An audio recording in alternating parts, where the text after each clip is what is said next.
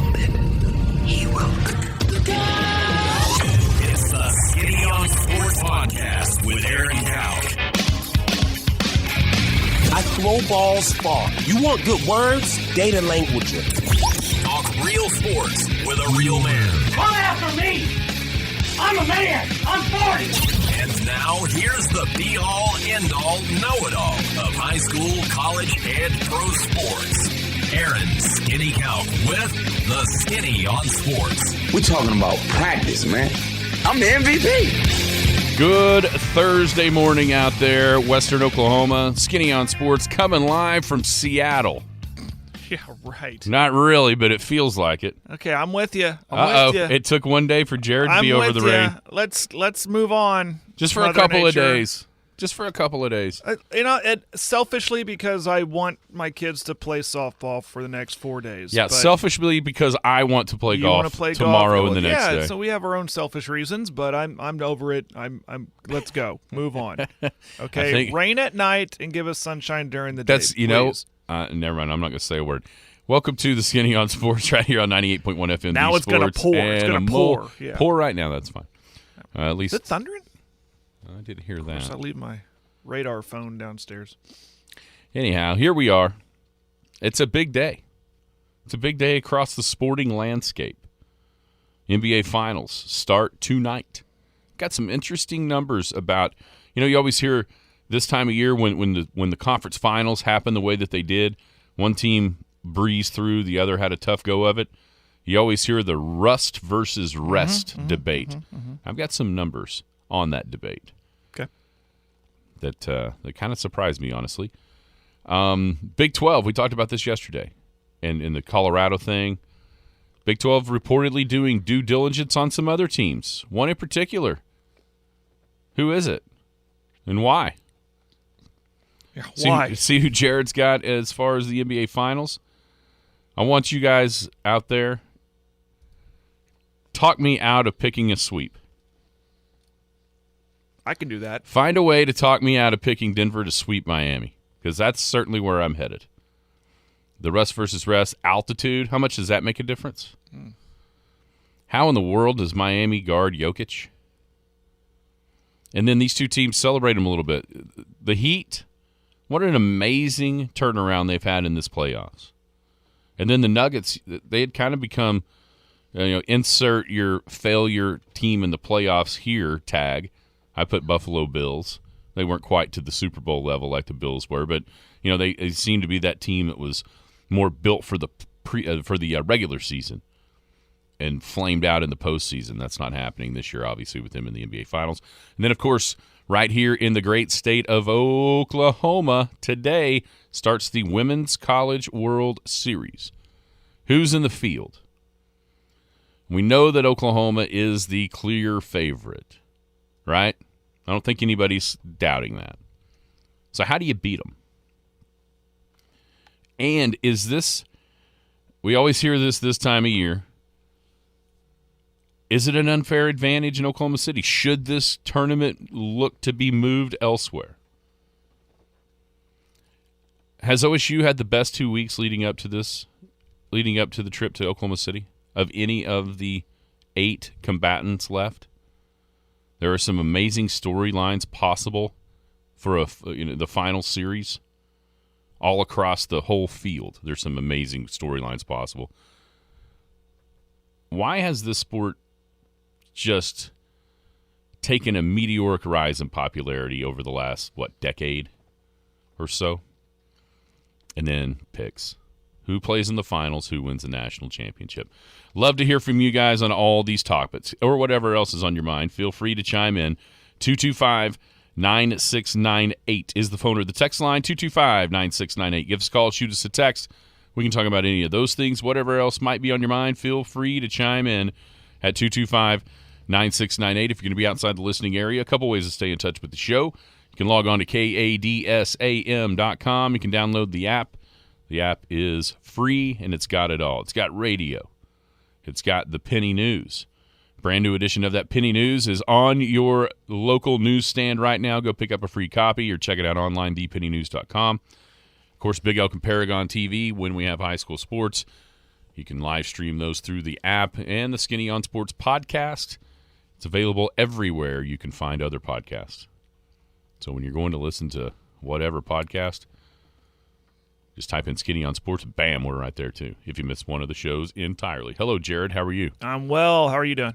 You know, I'm starting. Outside of my grumpiness with the weather, I'm good. I'm starting to realize just exactly how beat up I got changing out the batteries in my golf cart the other night. Yeah. The bruises are starting to show on my arms, the cuts and the nicks all over my hands. So, you know, I'm already a little bit of respect for guys who do this for a living, right? Well, I can tell you this. So, like mechanics and stuff like that. Oh, yeah. Well, you know, that's when I was a kid. That's what my dad. He was the service manager for Bob Main, right. and then for Barbara Dyson later on. And I always noticed he would always have nicks all over his hands and stuff. And now I get it. You know, you reach in there doing whatever you're doing under the hood, and there's there's a lot of ways just kind of scrape your fingers. Listen, Sam, I almost took my right knuckle off here.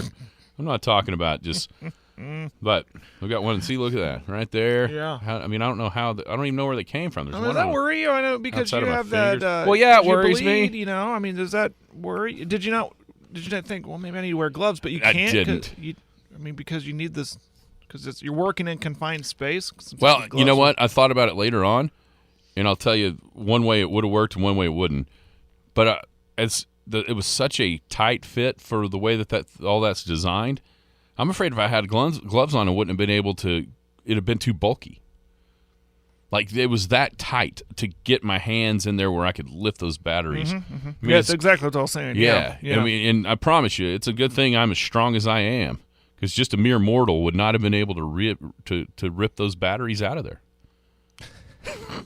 Anyhow. Okay. Moving on. But congratulations. Here is what I noticed. I carried more buckets of dirt last night, but you don't hear me bragging about it. Well, that's your own fault. You're supposed to be giving it up to yourself. Now, anyway, I'm serious though. So I noticed of the batteries that were new and the batteries that were old. One of them had something that from now on is going to be a must. The handles. The handles on top. Yeah. Because only one of the 7 that I messed with had those. And oh my gosh, what a difference. I don't even care what that cost to get those. Those handles could be $500 a piece. And at the time, it would have seemed worth it to have them. Yeah. Because then, you can just pick them up, move it around, instead of all these nicks. But anyway, yeah, I've got bruises. Golly. It's pretty crazy just how these things, after one, yesterday, I didn't really feel, I knew there was going to be one on the inside of my forearm, on my right arm. I could kind of feel it when I did it. Now there's one on the top. There's one over here. Like, man, when did I do that? And you're right. My bleeding disorder has a big, makes you worry. A big part of this. Gotta be careful there. Yeah. Yeah, that first one, I kind of scraped this knuckle that you can see there with the big giant hunk out of it. Mm-hmm. And I picked up my hands, and it was, there was blood all the way down my middle finger. But isn't it worth it? Don't you have that sense of accomplishment? We used it yesterday. Yeah. When it took her out for a spin, it was just like brand new, baby. See, I'm working on my very old Yamaha G2, and I've bought a tune-up kit that I'm going to start. I got a new air filter, fuel filter, spark plug. I'm not going to get a new carburetor or disassemble it. I'm just going to try to clean it while still attached. But I'm trying the same thing, to tune it up. Because I'm noticing it's kind of dragging a little bit. It's old. No. So I'm anticipating nicks and bruises and cuts on my hands as well. Yeah. I mean, if you can wear gloves, I would. But I honestly don't think that I would have had room to get my hands in there. I know it seems silly. Just go, hey, Kara, come here. Well, she was sitting there holding the flashlight. Oh, okay. Hey, Wyatt, put down the video game. Come here. Yeah, wrong. Speaking of Wyatt. Okay. Fortnite can wait. Speaking of Wyatt, so he's on the way to do something that I've always heard is one of the coolest things as far as summertime activities for athletes in the state of Oklahoma. Oh, yeah. You're telling me about this. If I say that, would that ring a bell for you? Well, it's going to be some kind of a camp, right? It is. Yeah. It is, and it's a basketball camp. Oh. I was thinking of okay. It's a basketball camp. He is on the Elk City Junior High is on the way to participate in the Frontier basketball camp. It's a very good camp. I've always heard about the Frontier basketball camp. Yep. We never went when I was a kid. But who knows if he was even in existence? I'm so old. But it was funny because we were sitting there at the parents' meeting the other night, and Coach Stevens and Coach Keys were telling about the summer, and here's kind of what's happening and da-da-da. And so the junior high, if you want to sign up, you can go to the Frontier camp on Thursday and Friday. I thought my wife was going to jump out of the stands that we were sitting in over the rail and be the first one to sign up. She was so excited about because she had been and has that experience. And so, yeah, he's headed to the Frontier basketball camp. Well, that'll be a blast. See, here's the one that I always wanted to do. I just got it from, how about meeting this guy? You met the guy that won't text the text line yesterday. That's right. And this is one when I was a kid I always wanted to go to and never got to. The Chandler baseball camp. Yes. Yep. Heard about that one too. The Chandler baseball camp. I always heard about that as a kid. So anyhow. There's a good basketball camp happening right now over in Sentinel. I couldn't talk my kid into going. I tried. She said, Dad. Austin Johnson. The Austin Johnson camp over there. I'm getting rave reviews from it. I was asking all the girls last night, how's the camp? Oh, it's fun. It's fun. It's fun. Very cool. Camps are fun, man. Camps are fun during the summer. Very, very cool. Yeah. So we'll get a full update, full rundown of the Frontier basketball camp for junior high coming up on Monday when Old Compton gets back. Women's College World Series. See, look at that. There's another one I just found. Another Nick. No, a giant bruise. Another man. Heavens. Sucks getting old. I was going to say it sucks doing physical labor. Well, this is the result of it. Every time one I and do the it. same, man. every time I do sucks physical getting old labor, and doing physical labor. you end up beat up. Women's College World Series set to start today. Yeah. Here's the rundown. Who's in the field? Well, game 1 at 11 o'clock, all SEC matchup between two bitter rivals, Tennessee and Alabama. At 1:30, Oklahoma faces Stanford. The night session begins with Oklahoma State and Florida State, followed by two Pac-12 rivals. And if I want to remember right, was this the Pac-12 championship game in their tournament, Washington and Utah? Seemed like I might have saw that. Like, actually watched that game. No. It wasn't. It UCLA and Utah. Okay, it was a Friday then. They played on Saturday. Because here's the deal. Washington, Utah played in the semis. Oh, yeah. I watched that after the Elk City Tuttle baseball game where we stopped to eat on the way back. I got you. That's why that's the only reason I know it was on they that played. day. Okay. Yeah. So anyhow, Washington, Utah is the final game of the day. I don't think anybody out there believes that anyone other than Oklahoma is the favorite in this tournament, and rightfully so. 48-game winning streak, two-time defending national champion. That it makes sense. It's fine. No one needs to argue that. You're just kind of, if you're arguing that Oklahoma isn't the favorite, you like to listen to yourself talk. You're in la-la land. You're grasping at straws. Now, that doesn't mean they're a guaranteed winner. That just means going into it, they are the favorite. If you're going to say it, the betting favorite. That's and it's not even close. Right. How do you beat them? Well, I think we saw a little bit of that formula throughout the season where teams would rotate in pitchers. Keep them on their toes. It's the only thing I wrote down. Continue to adjust to new pitching over and over again, and then just hope that they have an off day at the plate, because it feels like when they get comfortable, and we've said that term. Gasso was on with Jim and Al yesterday, and she kind of said it. That's kind of been the theme: is as long as there is a strike left or an out left or an at bat left, this team has a chance of winning. And you just got to hope that they don't capitalize on that chance. You have to be incredibly perfect against this team. But the number one thing is just rotate in your pitchers over and over and keep them on their toes.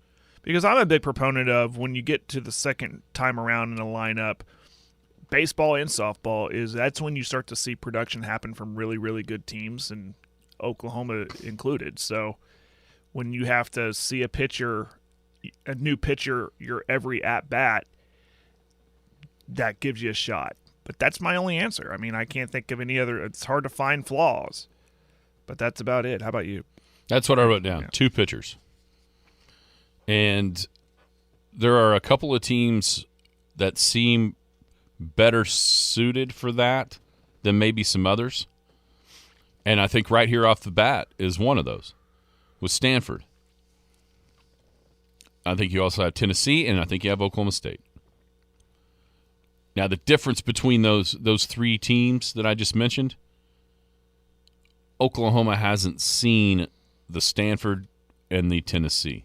They have seen OSU, obviously, because of playing in, you know what I'm saying? Mm-hmm. So I think that's it. The one thing that if you're looking back at last week, Clemson has to be kicking themselves because for one of the few times all season, Oklahoma defensively had some flaws, and that's not something that normally happens. You know, you think back to the year Florida State won this. Was that the last time OU didn't? You know, in that game against Florida State, there was a couple of misplays that led to runs. You know, in game 1 of that year's series.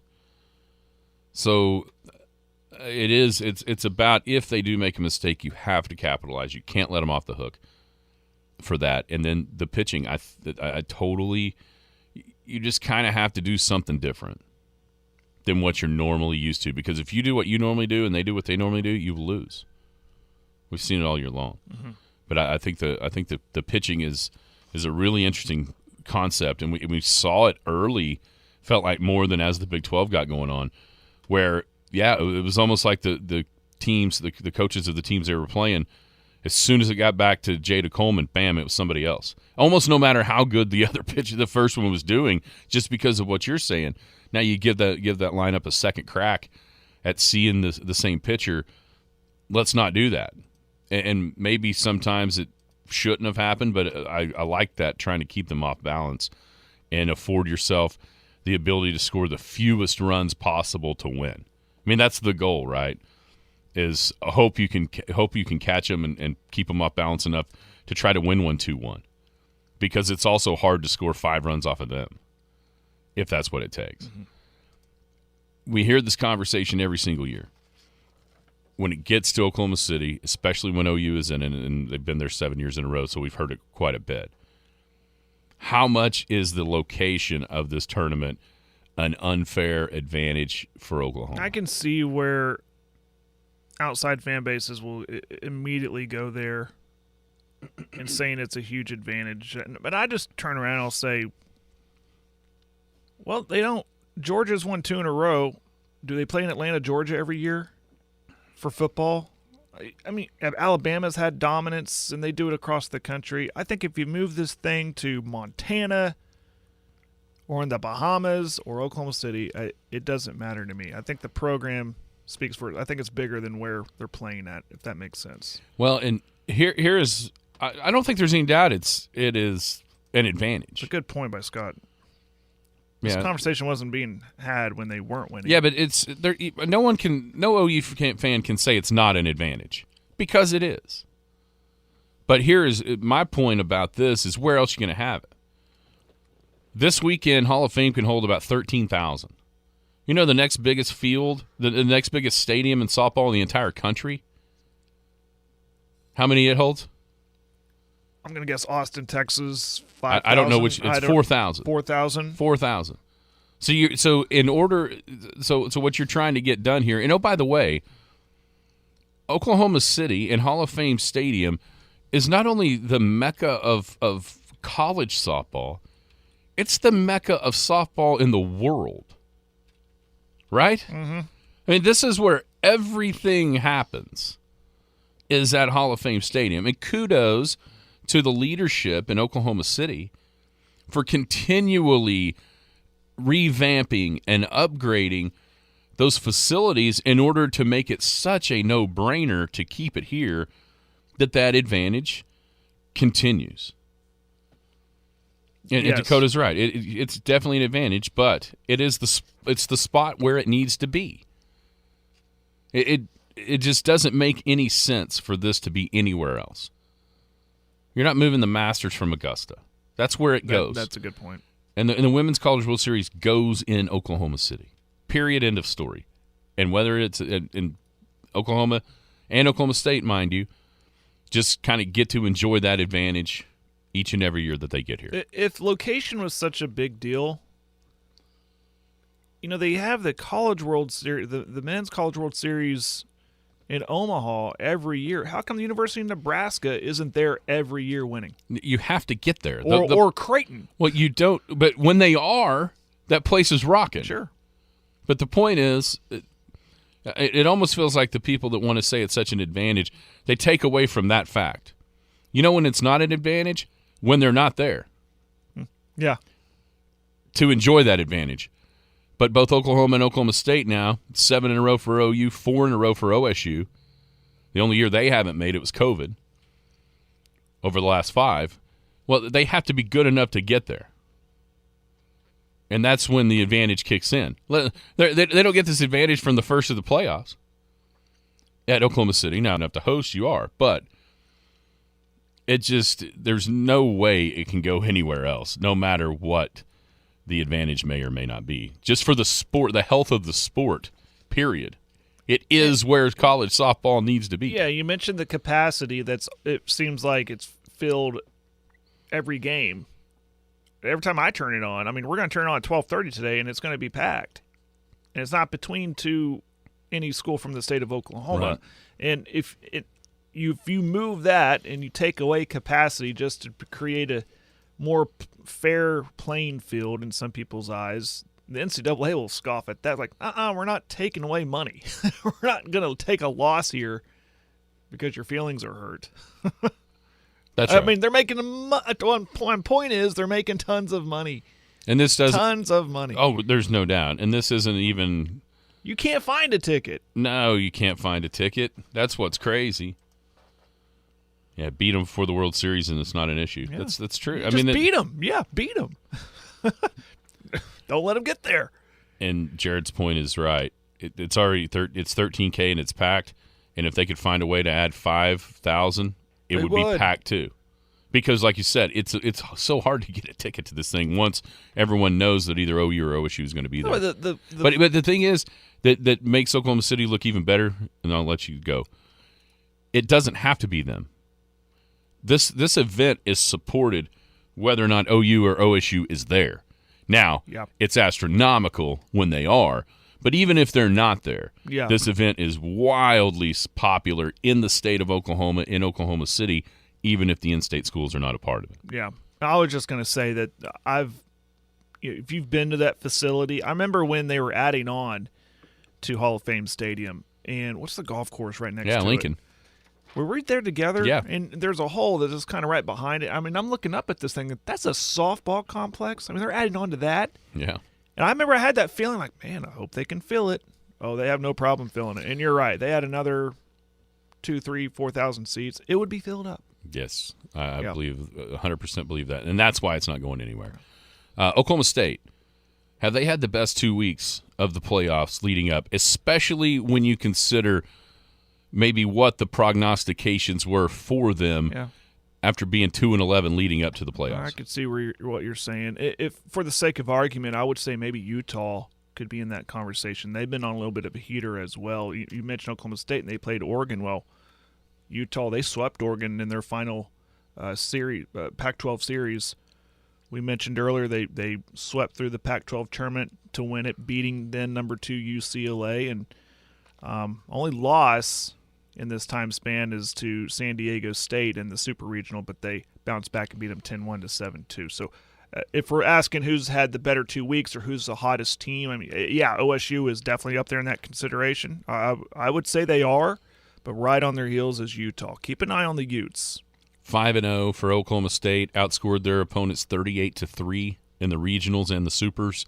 And I think when I'm old enough to remember, Jared, just a couple of short weeks ago, when there was a decent percentage of the softball knowing world that thought Oklahoma State wasn't even going to get out of their own regional because of Wichita State being Yeah, I there. never bought into that. I don't think I ever said that on this show, but I never once bought into that. I'm not trying to, Yeah. But they're back to sound the smart, but I'm sitting there kind of scoffing at it myself. And we should probably be doing the same thing with this regional coming up in Oak-Brate, right? Oh yeah. Because we're going to hear that too. We're going to start here, which starts midweek tomorrow. starters beating people. Yeah, we're going to hear, they're going up against teams that had success against them. They're in trouble. And if you, I'm not buying into any of that. And if you listen to Kenny Gajewski on with Jim and Al that week, he made that point. Yeah, they beat us. They also, it was a Wednesday. We're worried about Texas. They're worried about us type thing. Right. Hide and watch. And he was right. Okay, there are some great storylines that are available for, say, a potential finals. There's some great ones. In your mind, what's the best? The potential final? Just a potential finals matchup. What do you think is the coolest storyline that's available out there? Well, it's clear it's Bedlam. I mean, are you sure? Yeah, for me it is. Okay, for you, yeah.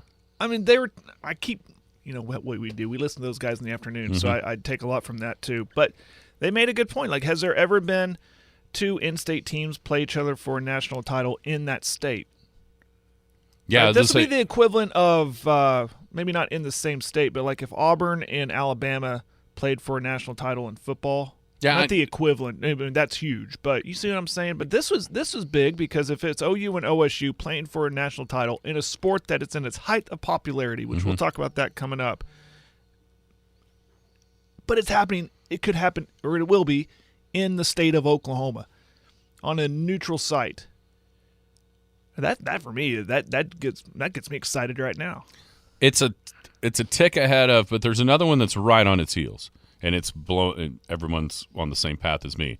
And that would be OU Utah because of Patty versus DJ. What does that mean to anybody? Well, that's mother versus son. Sure. I mean, that would be... we had that this year. That would be pretty cool. They played this year. Yeah, but not for the national title. No, but it was a 10-3 OU win. But that would be pretty cool. That would be fun. That would be fun. Pretty cool. That'd be fun. But give me Bedlam. Yeah. Over anything. Yes. There's also, as much as nobody in the state wants to see this happen, but there's also chances that some conference rivals. There's 3 Pac-12 schools there.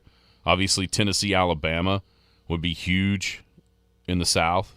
Because one of these teams is going to lose today and go across, get cross-bracketed. Mm-hmm. So if the other keeps winning, then you got that opportunity there. But yeah, Bedlam. Obviously, here in this state, it's Bedlam. Why? What has happened that has made softball so popular over the past decade or so? I would say, well, we've mentioned it. It's the speed of the game, the excitement of it.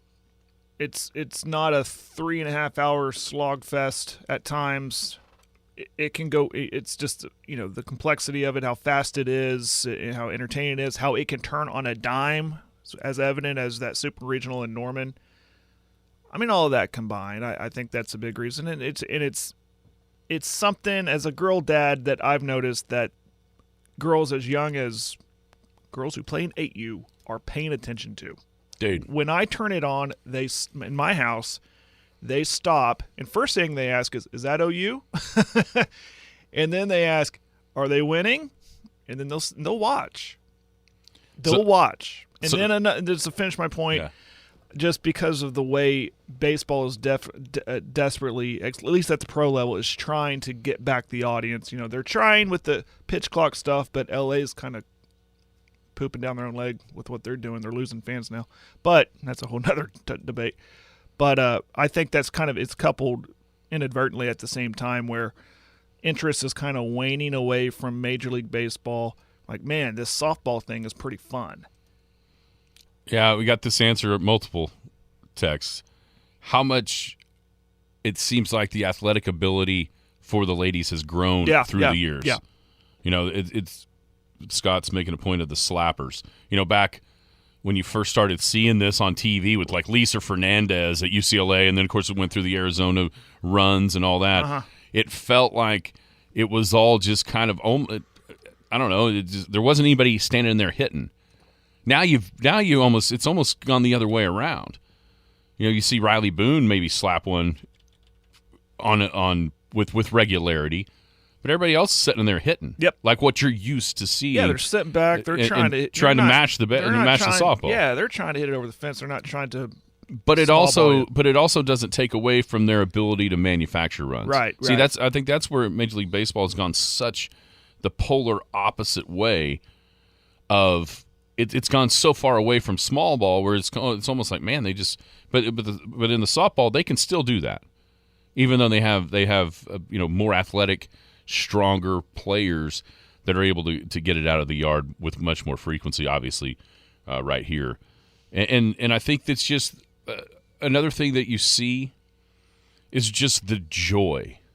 Yeah. Of the way the joy that the game is played with overall throughout the entirety of it. And I know, it's easy to make fun of the chants and all that, but that's the energy and the passion that's brought to the game. And it's just infectious, and you can almost feel it through the TV in ways that you can't in other sports. Yeah, it makes for a great product on TV. It does. It really does. To hear those chants and again the pace of the game and everything. And I also go back, I think it was a happy, accident. I think the NCAA, they don't do a lot of things right. But I think it goes back to Jenny Finch. I agree with that. And how they marketed her, and she became this household name. And that's where it kind of started. and the NCAA, I think they grasped on that, go, we got something here. I mean, everyone loves this girl. She's a great pitcher. She's marketable. She's pretty. Everyone's going to watch her. And then it went on from there. Then it turned into these big names. OU's produced a few of them, with their big hitters. And obviously, Allo. And Chamberlain and that. And it's and Gasso as well. I think people know her. Yeah, oh yeah. She's she's the.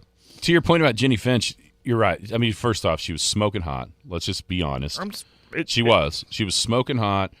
And they were able to market her in a way. I always think of, when I think of the softball and I think of like Jenny Finch, is that video of her making Albert Pujols look silly.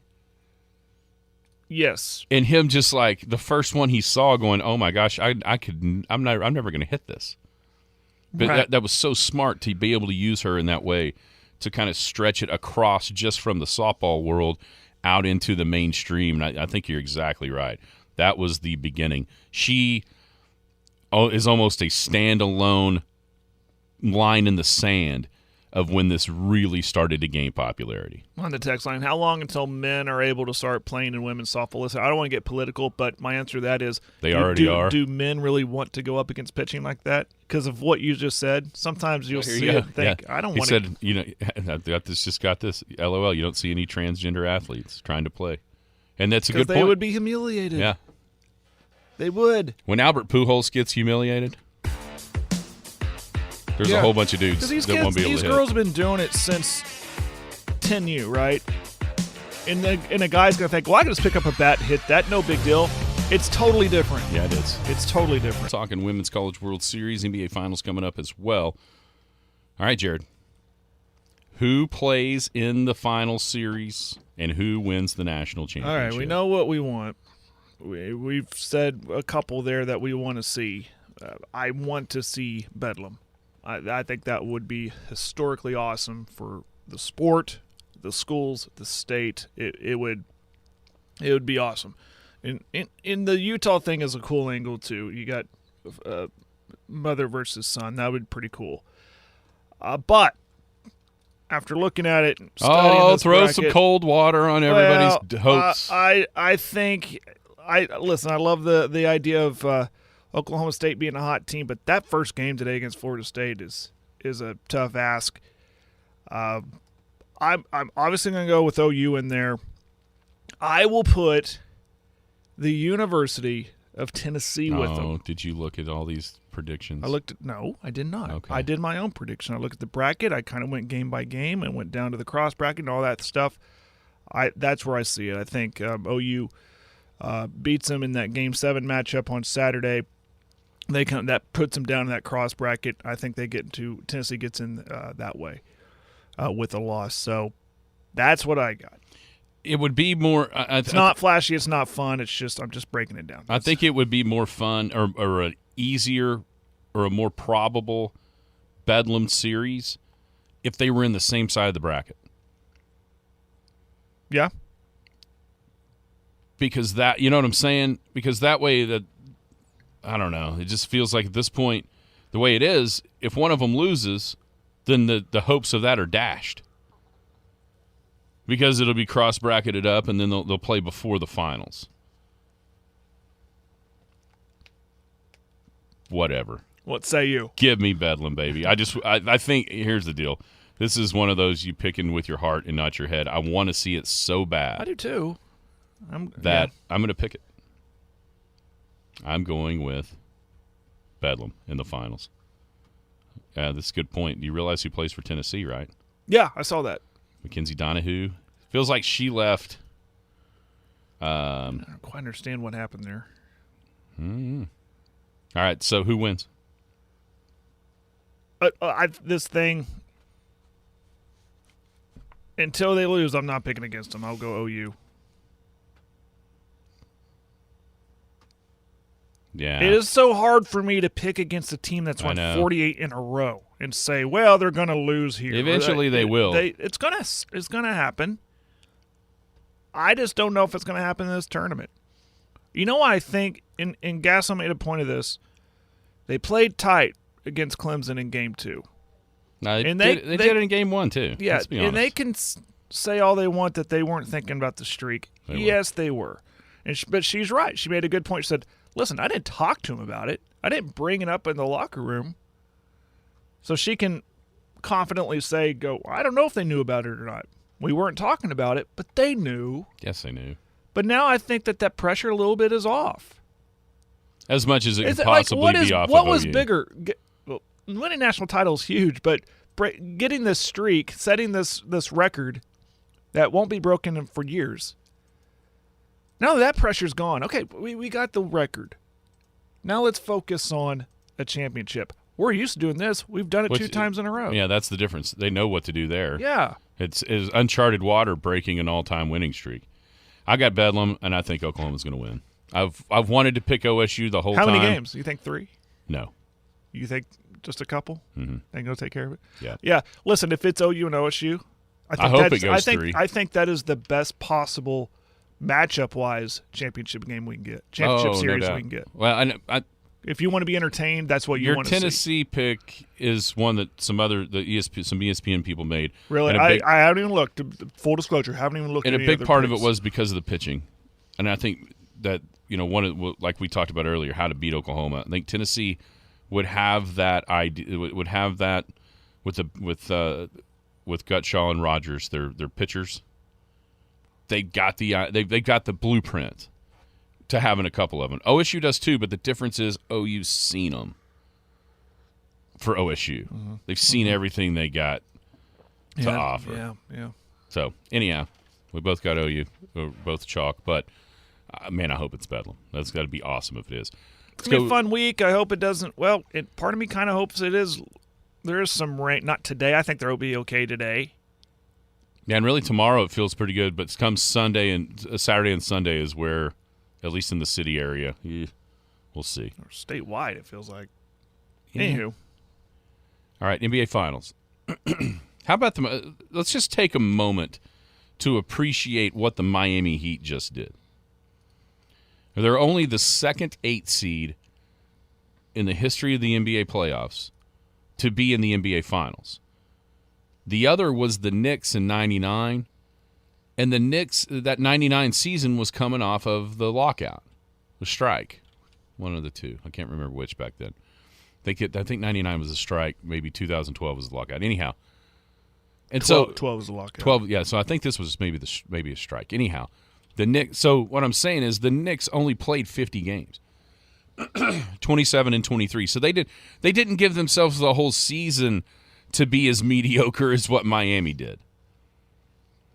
And all that Miami's done since then is literally navigate the toughest road possible. And I'm going to say these seeds, and everybody's going to go, whoa, no, what about number 3? Well, they couldn't play number 3 and number 2 because they were on the other side. So they beat the top seed in Milwaukee, they beat the 2nd seed in Boston, and they beat the 4th seed in the Knicks.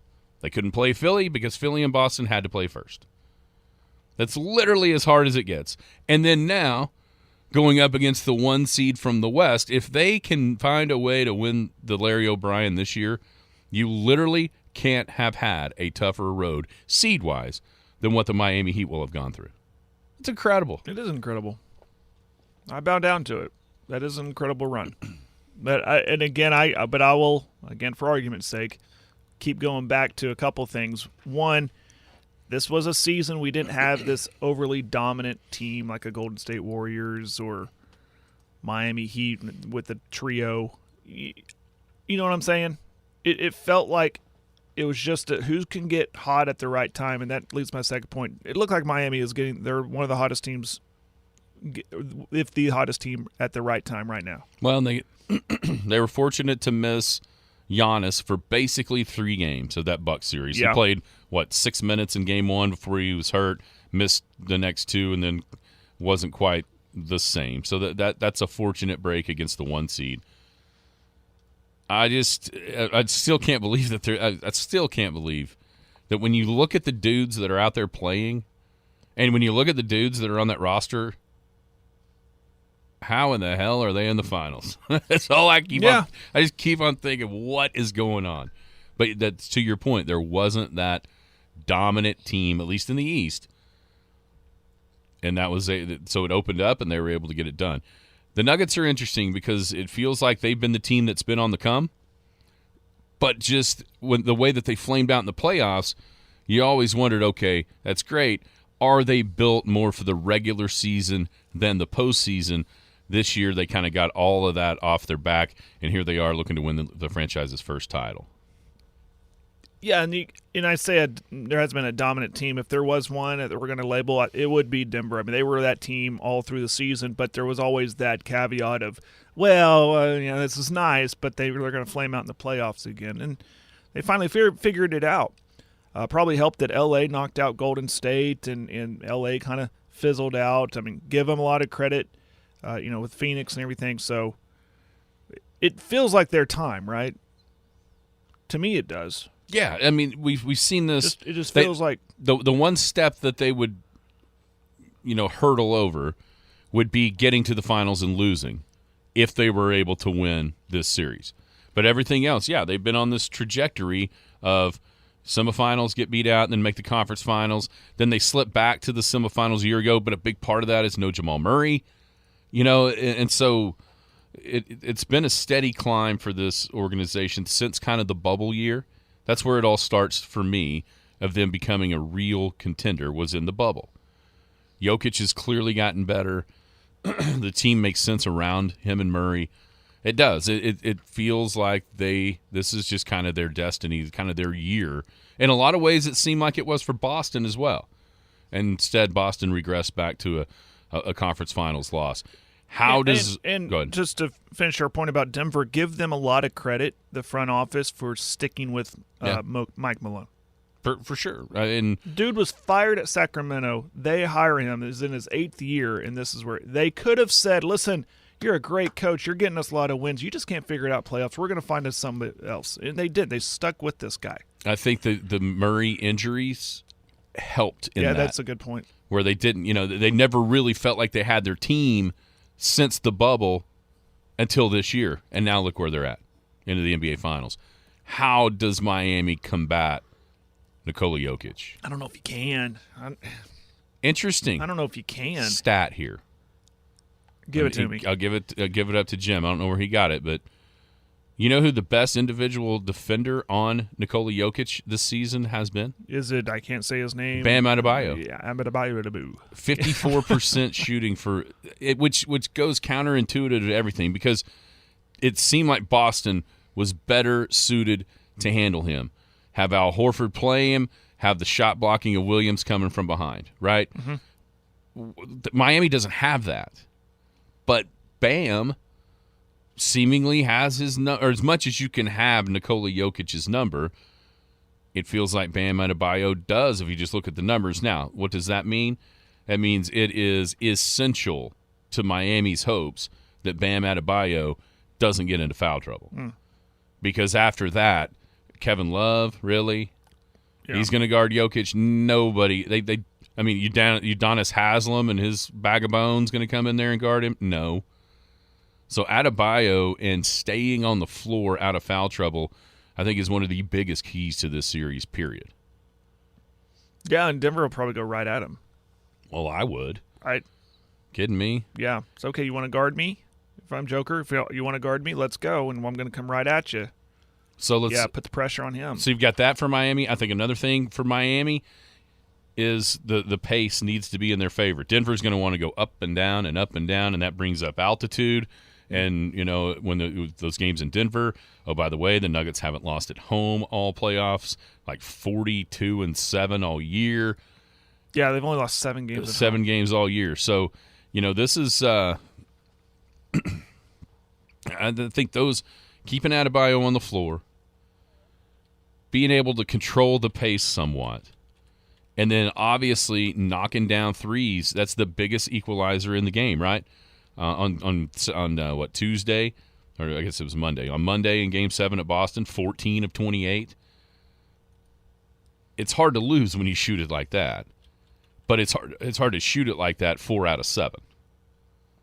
And that's saying that you're going to win every game you shoot it like that. You might not even win all of those. So are we asking Miami to shoot above 40% from 3 for the series? I think we are, in order to be able to knock this Denver team off. Yeah. How much do you buy into the altitude? It's funny you say that. I'm looking it up. Like, what's the difference? It's the altitude for Miami and Denver. I mean, it's going to be crazy. You thought you're going from coastal city to the mountains. I buy into it. Absolutely, I do. Especially, I think, in Game 2. The recovery part of it. And then so you go, well, what about tonight? And I mentioned the rust versus rest. This is so interesting.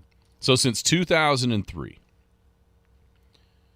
the team that has the more rest wins 59% of the time. That's just, maybe it's one day more, right? Just more rest, period. 59%. The home team is 73% winners. Okay? Now, let's make the rest advantage 5 days. It goes to 15-10. The team with the rest wins 15 out of 25. But at home, team that has 5 more days of rest is 11-3. And that's in the conference finals or the finals. And then when you're talking about the situation that we have tonight, with a team of 5+ days rest versus a team coming off a 7-game series, the team with the rest is 8-3. And then overall, a team because this is Denver, they've been off for more than a week, 9-5, but at home they're 6-2. That goes against, I guess that's one of those things, like, you remember the times that isn't the case. Yeah. You know what I'm saying? You remember it like, their rust got them. Maybe that hasn't happened very often is what I'm saying. So you say, so tonight, Denver's completely rested. Miami's coming off a 7-game series. You give the advantage to Denver in that regard. And then you factor in the altitude and the recovery for Game 2 for Miami. It's hard for me to see this not going back to South Beach 2-0 Denver. Yeah, I completely agree. Okay, so we'll get to our picks, but I completely you're talk right. Me out of a sweep. Talk me out of picking Denver to sweep them. I think Miami is too good to be swept. I don't think they're good enough to win it all, but I think they will come home with a little bit of backs against their wall, because we kind of alluded to what we think is going to happen in the first 2 games. I think they'll get one of those 2 at home. in a more comfortable setting. And plus, Spoelstra's just too good to be swept as a coach. He avoided the epic breakdown against Boston, and I give him a lot of credit for that. I do.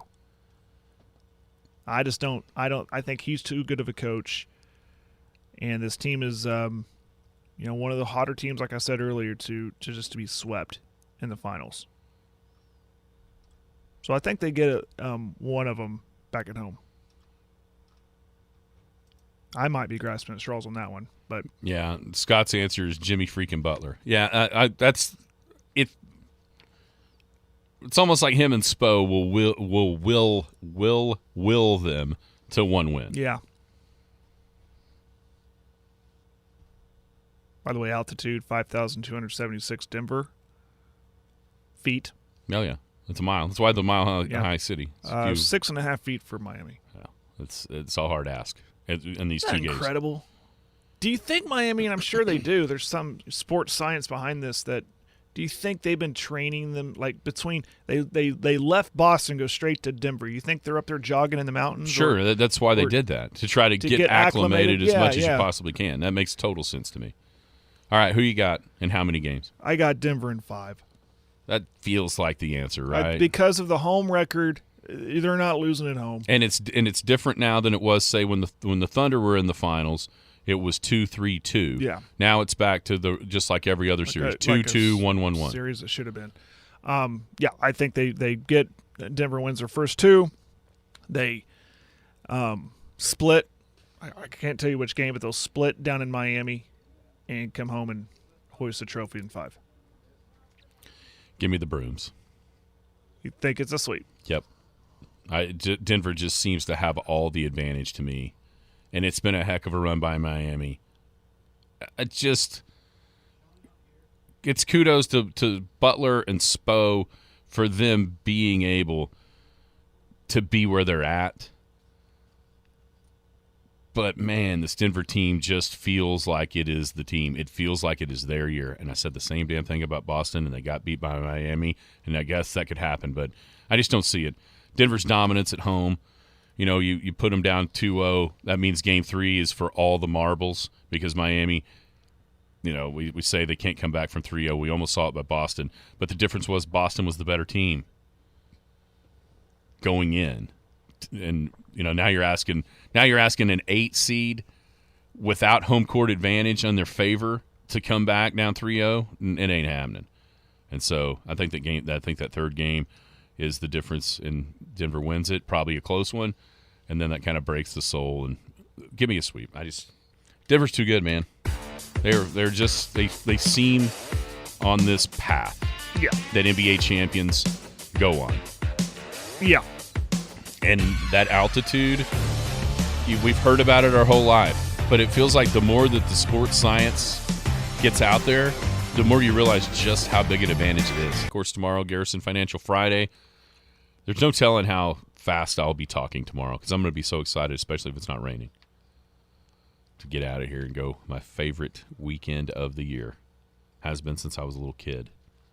It's a fun weekend. I can't wait. Fun weekend. The food.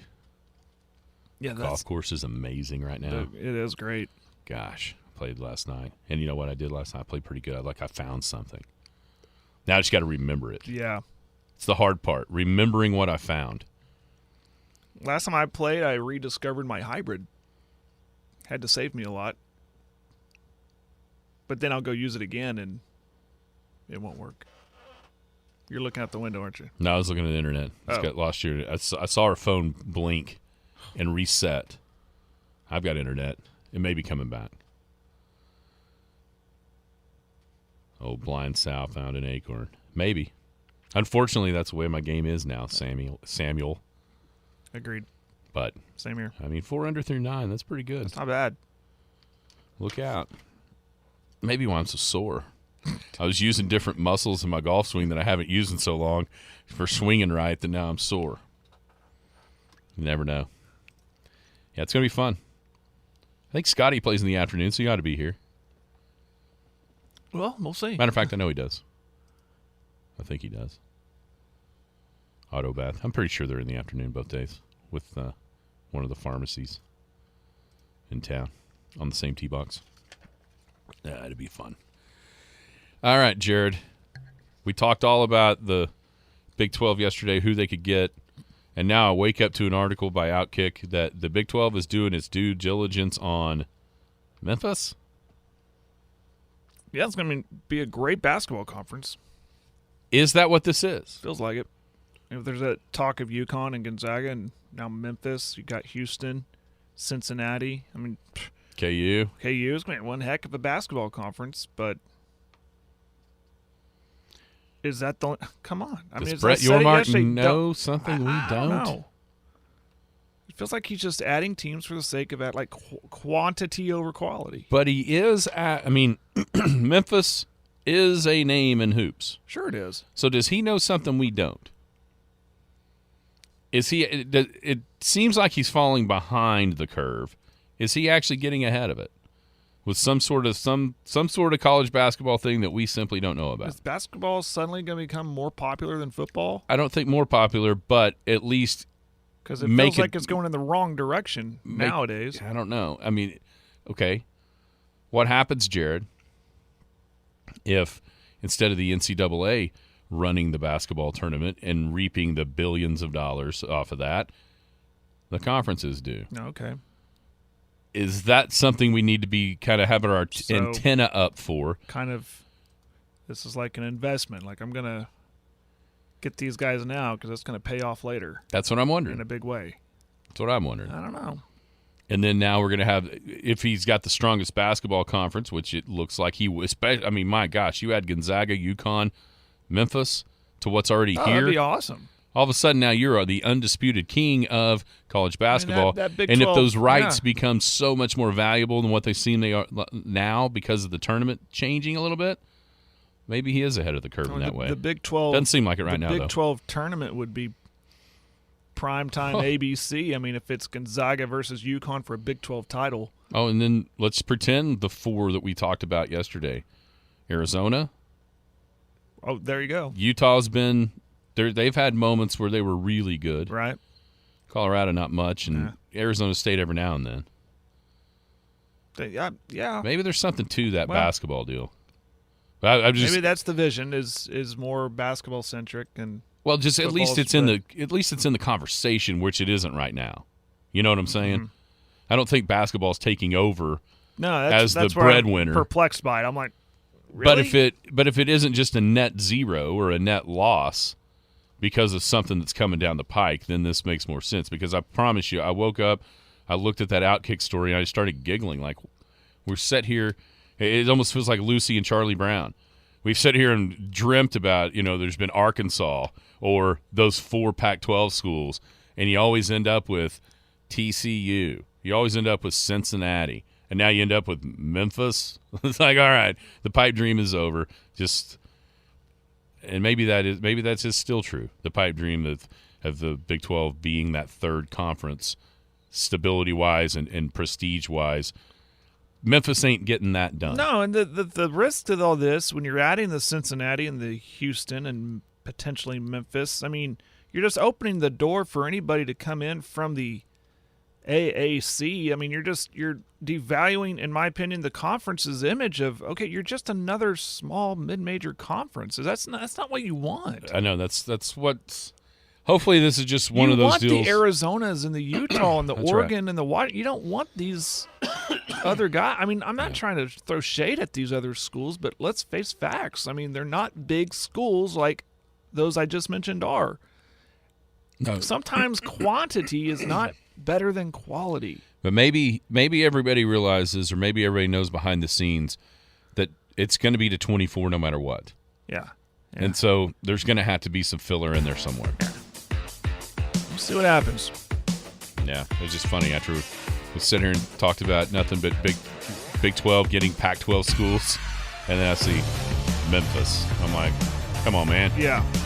All right, everybody, have a great Thursday. Stay dry out there. We'll be back tomorrow to rehash what happened Women's College World Series and the NBA Finals. You've been listening to the Skinny on Sports podcast with Aaron Cow.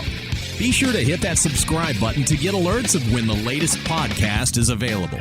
Thanks for listening. That ball is Way